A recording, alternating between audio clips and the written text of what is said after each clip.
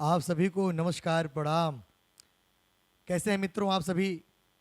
आइए आज मैं एक्सपीएस 10 में एक ऐसा लूप लेके आया हूं जो कहरवा ताल डीजे लूप कह सकते हैं आप लोग।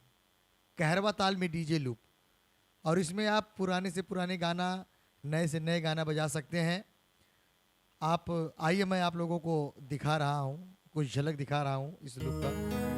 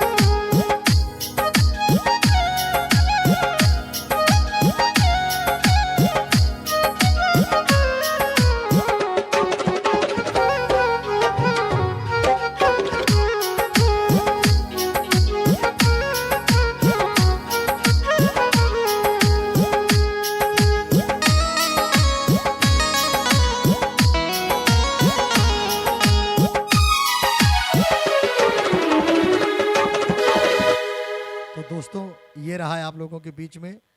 इसमें आप पुराने से पुराने गाना, नए से नए गाना इस टेम्पो में बजा सकते हैं।